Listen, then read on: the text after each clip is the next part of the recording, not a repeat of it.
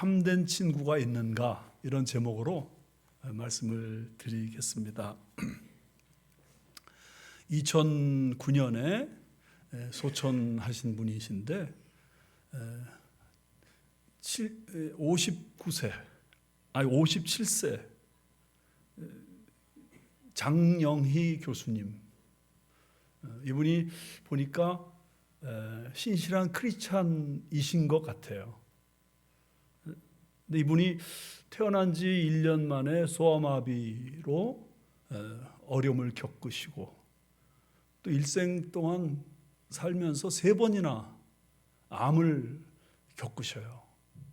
그리고 마지막에는 루게릭으로 인해서 정말 절망적인 고통을 당하셨는데, 이 장영희 교수님의 특징이 뭐냐면 너무나 밝게 인생을 사셨다.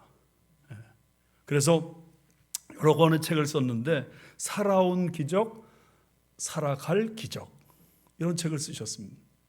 그 중에서 특별히 내가 살아보니까 라는 제목의 글이 가장 유명한 글입니다.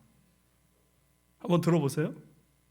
내가 살아보니까 사람들은 남의 삶에 그다지 관심이 많지 않더라. 그래서 남을 쳐다볼 때는 부러워서든 불쌍해서든 그저 호기심이나 구경 차원을 넘지 않더라. 공감이 되십니까? 내가 살아보니까 정말이지 명품 핸드백을 들고 다니든 비닐봉지를 들고 다니든 중요한 것은 그 내용물이더라. 내가 살아보니까 남들의 가치 기준에 따라 내 목표를 세우는 것이 얼마나 어리석고, 남과 나를 비교하는 것이 얼마나 시간 낭비고, 그렇게 함으로 내 가치를 깎아내리는 것이 얼마나 바보 같은 짓인 줄 알겠더라. 내가 살아보니까 결국 중요한 것은 껍데기가 아니고 알맹이더라. 결국 중요한 것은 겉모습이 아니라 마음이더라. 공감이 가십니까? 저는 이 글 보고 참 깊이 공감했어요. 여러분, 우리 인생이 한 번이에요. 그래서 우리는 누구나 다 가보지 않은 길을 걸어가요. 살아보지 않은 인생을 살아요. 그러니까 나보다 먼저 앞서 간 사람, 나보다 먼저 인생을 살아본 사람, 그 사람들의 이야기를 들을 필요가 있습니다.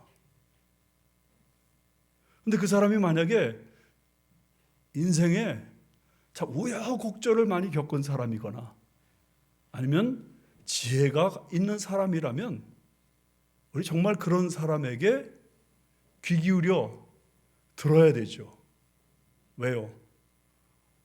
내가 지금 살아갈 길, 걸어갈 길에 좋은 지침으로 삼기 위해서. 오늘 우리가 읽은 이 전도서, 솔로몬이 저자입니다. 솔로몬은 다 아시다시피 세상에서 가장 부귀영화를 많이 누린 사람이에요. 세상에서 가장 지혜로운 사람이에요. 그런 사람이 인생을 다 살고 젊은이들에게, 다음 세대 사람들에게 인생이 뭐냐, 그거를 알려주고 싶어서 쓴 책이 전도서예요.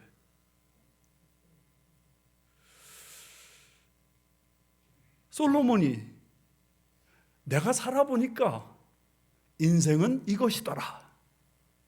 오늘 그 얘기 좀 하려고 해요. 첫 번째로, 내가 살아보니까 인생 헛되더라. 부귀영화 다 누렸다니까요. 온갖 지혜로 무장된 사람이라니까요. 그 사람이 살아보니까 인생 헛되더라. 얼마나 헛되냐? 1장 2절 말씀. 전도자가 이르되 저보다 설교 잘하시는 어떤 분이 계신가 봐요. 헛되고 헛되며 헛되고 헛되니 모든 것이 헛되도다. 이게 전도서의 결론이에요. 이 말 속에 이 말씀 속에 헛되다는 말이 5번이나 나와요. 그런데 전도서는 사실은 헛되다는 이 말이 38번 나와요. 그런데 그 헛되다라는 단어가 뭐냐면 히브리 말로 헤벨이라고 해요. 헤벨. 그래서 헛되다, 정말 헛되다. 그래서 헤벨은 아무것도 없다, 무의미하다, 그런 뜻이에요. 근데 이 헤벨이라는 단어가요, 사실 2가지 개념을 가지고 있습니다. 첫 번째는 바람이에요. 바람. 이 바람 이야기가 전도서에 많이 나와요. 근데 바람을 잡는 것 같은 게 인생이다. 여러분, 바람이 불어요. 그럼 바람이 부는 걸 보면서 탁 잡아요. 펴요. 아무것도 없어요. 이게 헤벨이다. 이게 인생이다. 2번째, 수증기 같다. 커피포트 물 끓이면 막 삐 소리 나지 않아요? 대단한 수증기가 막 나잖아요. 그런데 불 딱 꺼버리면 아무것도 없어요. 이게 헤벨이다. 이게 인생이다. 내가 그렇게 열심히 사는 인생, 뭔가 무지개 같은 게 있을 것 같아서 뭔가 잡아보려고 그렇게 노력한, 이게 바람 같고 수증기 같은 우리가 사는 인생이다. 이게 전도서 전체 주제예요. 1장이 이런 이야기가 나오는데 2장, 3장은 이 전도자가 경험한 이야기들을 해요. 그래서 온갖 쾌락을 다 누려본 경험, 그 다음에 재물이 넘치도록 많게, 그래서 그냥 쾌락을 끝까지 누려보면 인생이 진짜 만족할 수 있는가? 헛되더라. 재물이 그냥 빌게이츠처럼 많으면 될까 싶었는데 헛되더라. 그러면서 3장 마지막 부분에서 이렇게 말해. 죽음이라는 현상을 볼 때 인생은 정말 헛되다. 왜요? 사람이요, 짐승 죽는 거하고 똑같이 죽어요. 똑같이 죽어요. 부자도 죽고 가난한 자도 죽고 지혜로운 자도 죽고 어리석은 자도 죽어요. 이걸 죽음의 공평성이라고 말해요. 이런 죽음의 공평성이라는 관점에서 보면 우리 인생 정말 헛되다, 헛되다.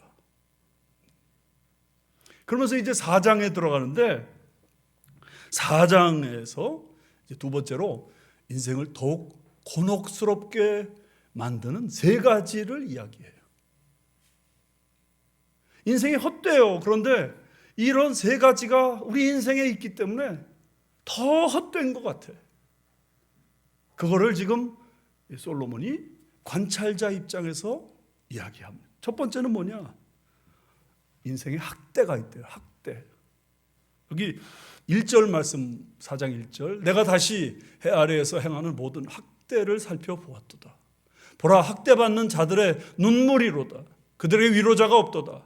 그들을 학대하는 자들의 손에는 권세가 있으나 그들에게는 위로자가 없도다. 여러분, 세상에 학대당하는 사람들의 눈물이 철철 흐르고 넘친다는 거예요. 그런데 학대당하는 사람들에게 위로자가 없어요. 2번씩이나 위로자가 없도다, 위로자가 없도다 강조해요. 학대하는 사람에는 권세가 있어서 학대를 하지만 학대당하는 사람에게 위로자가 있으면 그나마 살만한 텐데 아니요, 위로자가 없어요. 몇 년 전에 16살 난 북한 학생, 한국의 남한 비디오를 본 죄로 12년간 노동 교화형을 받았어요. 12년간.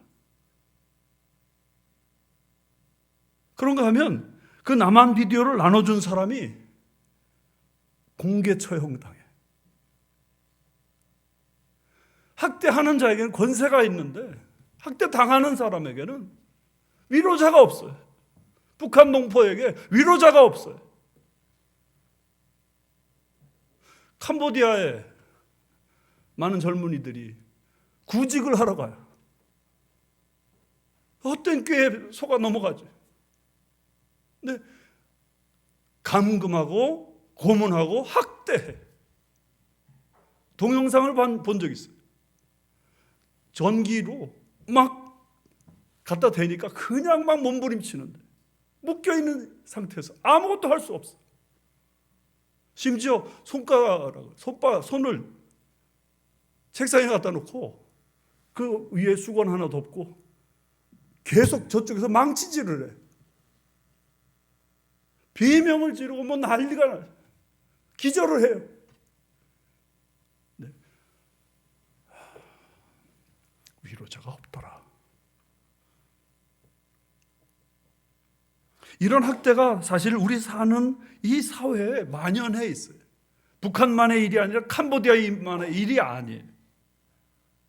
독일 교수이신 한병철 교수 2012년에 피로사회라는 책을 써요. 그래서 현대사회가 어떤 사회냐? 피로사회다. 피로. 모든 게 너무 피곤한 사회. 왜 그렇게 피곤한 사회가 됐느냐? 성과 위주, 결과 지상주의. 성과가 나타나야 돼. 그 다음에 과정은 필요 없어. 결과가 중요해. 그러니까 한국 사회 피로사회다. 그런데 이 피로사회의 특징은 뭐냐면 자기 착취예요. 자기 착취. 그러니까 남도 나를 학대하지만 내가 나를 학대해. 스스로가 피해자일 뿐만 아니라 스스로에게 스스로 가해자 역할을 해. 그러니까 끊임없이 쫓아오는 사람 없는데 도망가요. 그러니까 이런 사회에서는 필연적으로 우울증 환자가 많아. 왜냐하면 낙오자가 생기니까 당연히 우울증 환자가 많죠. 한국이 경제적으로 번영을 자랑하지만 OECD 국가 중에서 가장 우울증 환자 많다는 건 알고 계시죠? 쫓아오는 자가 없는데 도망가고 가다가 보니까 지쳐서 우울증에 걸려. 자살률이 수년째 1위라는 것도 알고 계시죠? 학대당하는 거예요. 근데 학대하는 사람이 있을 뿐만 아니라 자기 스스로 학대해. 그래서 인생이 참 헛된데 더 곤혹스러워져요. 두 번째는 경쟁이에요. 인생을 더 곤혹스럽게 하는 게 경쟁 사회라는 거예요. 여기 4절 말씀 보세요. 내가 또 본즉 사람이 모든 수고와 모든 재주로 말미암아 이웃에게 시기를 받으니 이것도 헛되어 바람을 잡는 것이로다. 뜻이 정확하지 않습니다. 새 번역을 보면 뜻이 정확하게 들어옵니다. 온갖 노력과 성취는 바로 사람끼리 갖는 경쟁심에서 비롯되는 것임을 나는 깨달았도다. 온갖 노력을 기울여요. 온갖 성취를 누려요. 근데 그것의 그 깊은 뿌리는 뭐냐? 사람끼리 갖는 경쟁이에요. 그렇게 많은 노력을 기울여서 성공하고 출세하고 그러는데 그런 모든 거 따지고 보면 결국은 경쟁심에서 비롯된 것이기 때문에 세상은 적자생존이에요. 세상은 약육강식이에요. 강자만 살아남는 더러운 세상. 약한 자는 살아남지 못해. 약한 자는 잡아먹히게 되는 이 바로 세상이에요. 이 세상 자체가 헛되고 헛된데 이런 경쟁 구도 속에 살다 보니 자기가 자기를 계속 닥달하면서 비교하면서 스스로 고통을 불러일으킨다는 말이죠. 마지막 세 번째는 외로움이에요. 8절 말씀입니다. 어떤 사람은 아들도 없고 형제도 없이 홀로 있으나 어떤 사람 봐요. 그런데 그 사람이 보니까 아들도 없어, 형제도 없어. 그의 모든 수고에는 끝이 없도다. 아들도 없고 형제도 없는데 수고가 끝이 안 나. 끝없이 수고하는 거예요. 끝없이. 또 비록 그의 눈은 부요를 족하게 여기지 아니하면서 이르기를 내가 누구를 위하여 이같이 수고하고 나를 위하여 행복을 누리지 못하게 하는가. 하여도 이것도 헛되어 불행한 노고로다. 그냥 막 열심히 수고해요. 노력해요.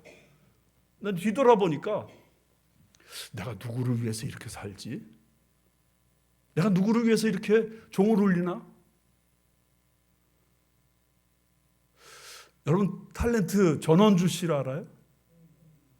오, 아시네. 이분이 지금 86세랍니다.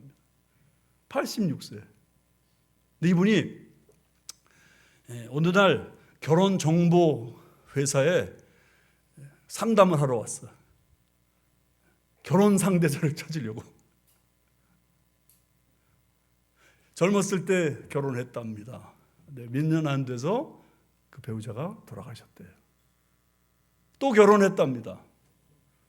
그런데 2013년에 또 돌아가셨대요. 지금 이분이 평균 수입이 한 1,000만 원 매월. 대단하시죠? 근데 이분이 하는 말이, 그 상담원에게 하는 말이, 일하고 집에 저녁에 돌아갈 때면 너무나 쓸쓸하다는 거예요. 헛된 세상을 사는데 이 외로움이, 이 유명한 탤런트를 더 곤혹스럽게 만든다는 거예요. 2024년 작년이죠. 성인 남녀 및 직장인들이 뽑은 사자성어가 있습니다. 세 가지인데요. 다사다망, 일이 많아 몹시 바쁘다. 계속 바쁘게만 사는 거예요. 목적도 없어요. 이유도 없어요. 그냥 바쁜 거예요. 두 번째, 고목사회. 고목이라는 말은 마른 나무, 사회라는 말은 타버린 재.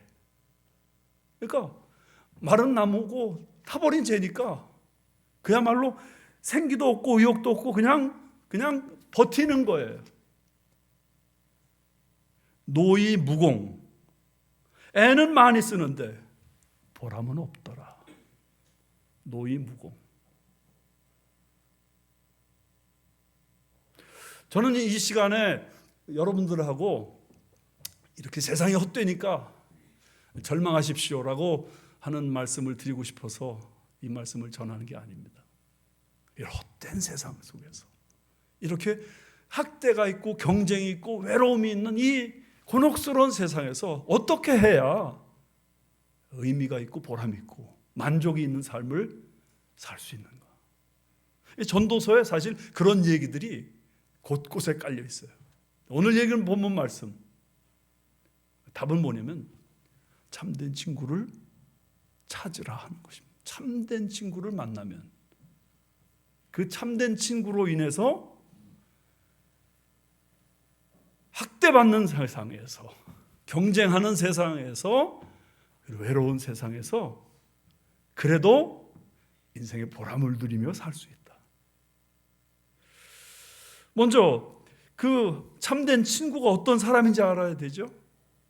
본문 말씀에서 네 가지로 말합니다. 첫 번째는 참된 친구는 목표를 이루게 해요. 9절 말씀 보세요. 두 사람이 한 사람보다 나음은 그들이 수고를 함으로 좋은 상을 얻을 것입니다. 한 사람으로 얻을 수 있는 상이 아니에요. 그런데 두 사람이면 좋은 상을 얻을 수 있어요.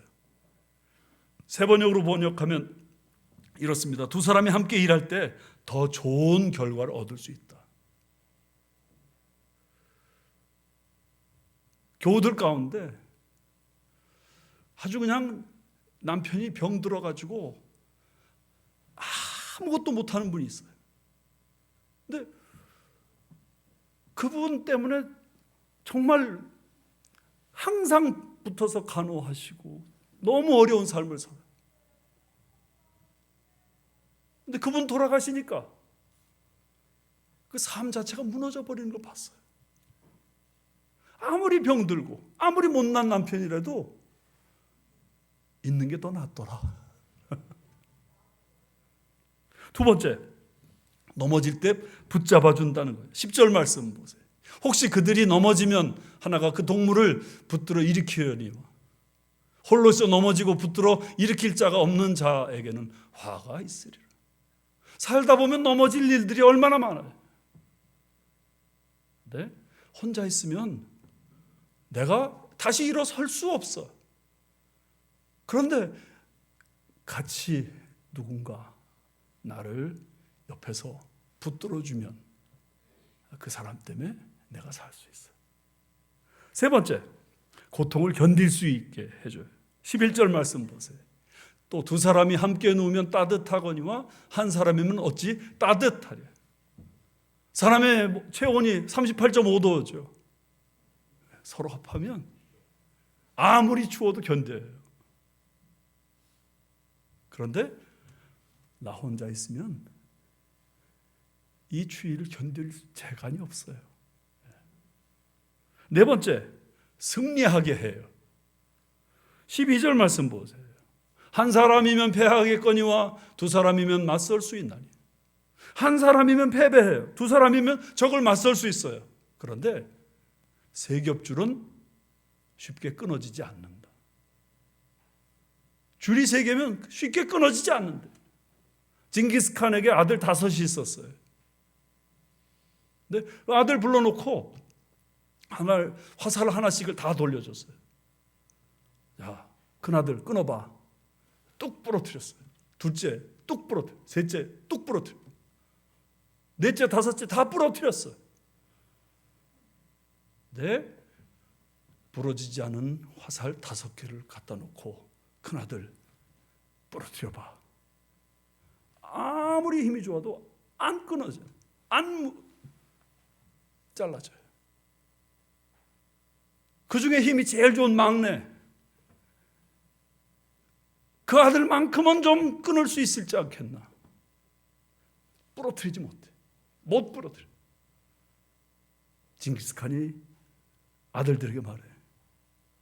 너희들 하나면 근데 너희들 5이 힘을 합하면 이겨. 그러니까 너희들 부디 내가 세상 떠나고 난 다음에도 힘을 합해라.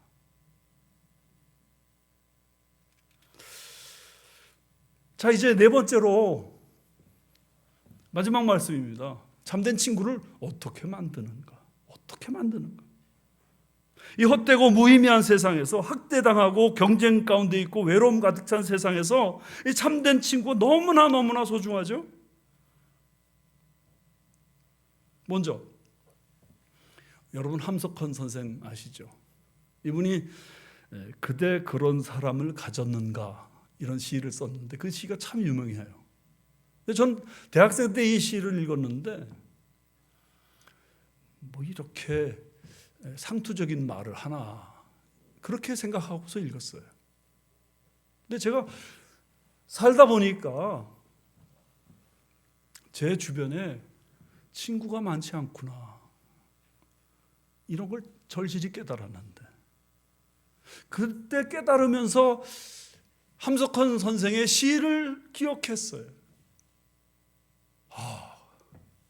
그 인생에 있어서 그렇게 인생의 본질, 인생의 핵심을 짚은 시구나. 그래서 그거를 여러 차례 묵상했는데 그러면서 제가 나 정말 친구 만들어야 되겠다. 그렇게 생각했어요. 말리길 나서는 길, 처자를 내맡기며 맘 놓고 갈 만한 사람, 그 사람을 그대는 가졌는가? 온 세상이 다 나를 버려 마음이 외로울 때에도 저 마음이야 하고 믿어지는 그 사람을 그대는 가졌는가? 탔던 배 꺼지는 시간 구명대 서로 사양하며 너만은 제발 살아다오 할 그 사람을 그대는 가졌는가? 여러분, 이 시간에 한번 스스로 가슴에 손을 얹고 물어보세요. 나에게는 친구가, 진정한 친구가 있는가? 그동안 열심히 살았어요. 열심히 살았어요. 근데 내가 넘어질 때 나를 도와줄 친구, 내가 추울 때 내 체온을 높여줄 친구, 내가 어떤 목표를 있을 때 승리하게 할 그런 친구 나에게 있는가? 이런 친구는요, 많아야 하는 게 아니에요. 그러나 인생을 살면서 이런 친구 하나 둘 정도는 확실히 있어야 돼요. 두 가지 말씀을 드리려고 합니다. 첫 번째는요, 내가 어떤 친구를 찾아야 되는가? 나를 위해 목숨조차 내놓을 수 있는 친구, 그를 찾아야 된다. 나를 위해 목숨조차 내놓을 수 있는 친구. 예수님의 말씀을 들어보세요. 요한복음 15장 13절. 사람이 친구를 위하여 자기 목숨을 버리면 이보다 더 큰 사랑이 없나니. 여러분, 세상에서 제일 큰 사랑이 어떤 사랑이에요? 친구를 위해서 목숨을 버리는 사랑이에요. 근데 사실은 예수님이 바로 우리를, 비교가 안 되죠. 왜냐하면 예수님은 하나님이시니까. 우리는 사람이잖아요. 근데 우리는 사람인데 사람 가운데서도 연약한 사람이에요. 쓸모없는 사람이에요. 그때 예수님이 우리를 위해 죽어주셨어요. 뿐만 아닙니다. 우리가 죄인이었어요. 그때 예수님이 우리를 마다치 않고 우리를 위해 죽어주셨어요. 또 심지어 하나님과 원수가 됐을 때 하나님에게서 오신 하나님의 아들 예수 그리스도께서 우리를 위해 죽어주셨어요. 여러분, 이 사랑은 세상에서 만날 수 없는 사랑이에요. 사람은 친구를 위해 목숨을 버리기 쉽지 않아요. 아니요, 버리지 않아요. 누구든지 버리지 않아요. 왜? 자기 목숨이 하나뿐인데. 사람은 정말 친구를 위해 목숨을 바칠 마음을 가지다가도 왔다 갔다 마음이 바뀌어요. 그런데 예수님은 어제나 오늘이나 영원토록 동일하신 분이세요. 우리를 위해서, 나 같은 사람을 위해서 내가 너 친구 해줄게. 그러시면서 당신의 그 귀한 목숨을 초계처럼 버리신 분이 바로 예수 그리스도시라. 우리가 인생을 살면서 얼마나 헛된 인생이에요. 얼마나 곤혹스러운 인생이에요. 내가 당하는 학대로 인해서, 내가 늘 경쟁 사회 속에 살면서, 내가 늘 외로움 가운데서 얼마나 헛된 인생이에요. 그런데 예수님이 우리의 불행을 보시고 도무지 견딜 수 없으셔서 이 땅에 내려오셔서 친히 십자가에 못 박혀 죽으시고, 그리고 이게 바로 너희를 향한 나의 사랑이야. 하나님이 세상을 이처럼 사랑하사 독생자를 주셨으니 이는 그를 믿는 자마다 멸망하지 않고 영생을 얻게 하려 함이로다. 그 사랑을 베풀어 주셨다. 그러므로 여러분, 교회를 오래 다니셨다 할지라도, 직분을 가졌다 할지라도, 정말 내 삶 속에 예수님이 나의 친구가 아니라면 그 예수님을 다시 공부해 보시고 그 예수님을 다시 친구로 영접하셔야 돼요. 그러면 주님과 함께 사는 인생이 되고, 그로부터 시작해서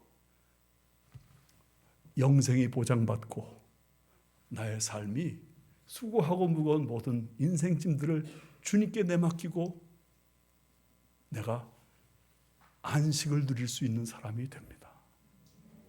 제가 신학교 다닐 때 우리 신복윤 교수님이 클래스를 시작할 때마다 꼭 부르셨던 찬송이 있어요.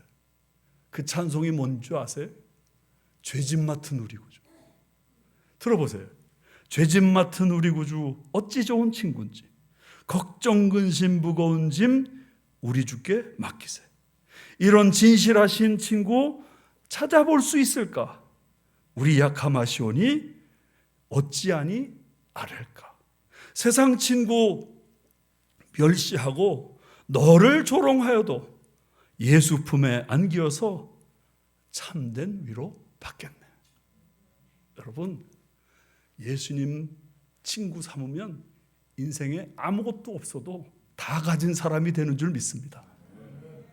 그러나 예수님 친구로 삼지 않으면 아무리 많은 것 소유해도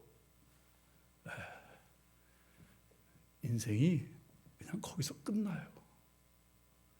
그러므로 예수님을 내 친구로, 친구들 교회 다니시는 분들이 예수님을 친구로 삼지 않으면 어떡합니까?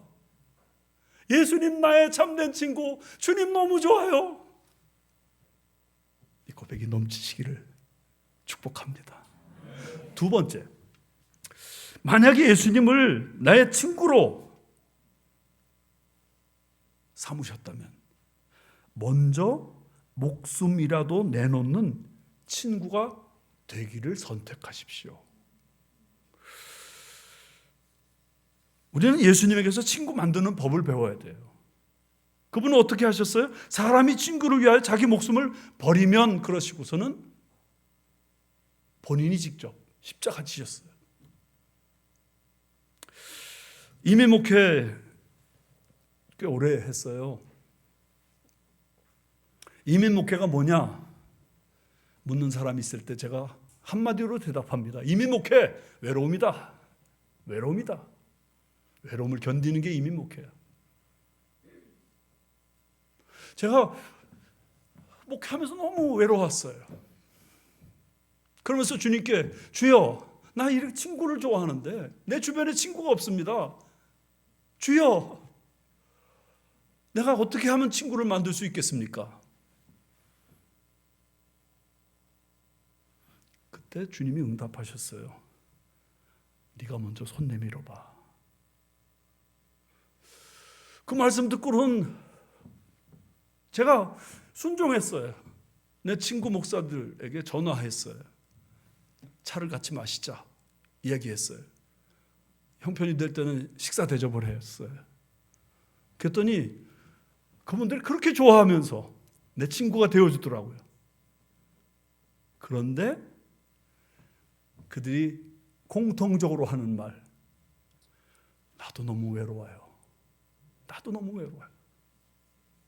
여러분, 가정에서 남편의 외로움을 좀 아십니까?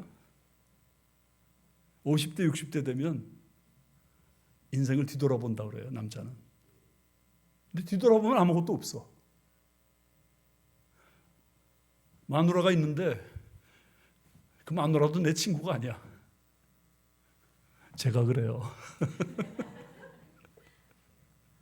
그냥 평생 왼수야. 마음은 뭐 아닐지 몰라도 항상 이거 해라 저거 해라, 너 왜 이러냐, 막 이런 말 하면서 상처가 많아. 자식도 내 친구가 아니야. 자기 살기 다 바빠. 근데 여러분, 아내 입장에서 한번 생각해 보세요. 우리 한국 남자들은요, 아내의 그 섬세한 정서를 잘 이해 못해요. 그냥 뭐 이렇게 하자 저렇게 하자 주장하는데 그거 가운데서 아내는 상처가 그냥 투성이에요. 상처 투성이. 제 아내가 그렇단 말입니다. 아이들도 너무 외로워. 공부만 해야 되는. 그 현실이 있잖아요. 좋은 직장, 좋은 배우자 찾아야 되는 그 현실이 있잖아요. 그 가운데서 아빠가, 부모가 친구가 돼주면 그래도 괜찮을 텐데. 부모들도 너무나 외로워요. 왜냐면 자기들 살기 바쁘니까. 교회 찾아와도 교인들이 내 친구가 아니야. 그저 일만 막 중요하게 생각하고 관계를 우습게 여기고. 이 문제를 어떻게 해결할 것 같아요? 어떻게 하면 좋겠어요? 답은 하나밖에 없습니다. 마태복음 7장 12절에 주님이 말씀하셨어요. 무엇이든지 남에게 대접을 받고자 하는 자는 너희가 먼저 남을 대접하라. 여러분, 내 외로움에 떨지 말고, 내 외로움을 혀로 핥고 그러지 말고, 나랑 같이 사는 남편, 나랑 같이 사는 아내, 내 자녀들, 내 부모님, 그들의 아픔을 보고 내가 원하는 거, 그거를 해주면 그때부터 친구가 만들어지는 것입니다. 세상, 인생 정말 헛돼요. 그런데 학대하는 세상이기 때문에, 경쟁 가운데 있는 세상이기 때문에, 너무나 외로운 세상이기 때문에 진짜 인생살이 고록스러워요. 그때 예수님을 친구로 만드셔야 돼요. 예수님 오늘도 손 내미시는 주님이세요. 내가 너야 친구가 돼주면 안 되겠니? 수고하고 무거운 짐진 자들아 다 내게로 오라. 그리고 그 사랑받은 우리가 내 가족부터 내가 손 내밀고, 그래서 위로하고 격려하고, 그럴 때 그 가족이 나의 참된 친구가 되어주고, 그 성도가 나의 참된 친구가 되어줄 때 우리 인생은 헛되기는 헛되지만 그래도 살만한 인생, 그래도 보람 있는 인생 될 줄 믿습니다. 이 은혜가, 이 축복이 저와 여러분 모두에게 넘치시기를 주님의 이름으로 축복합니다.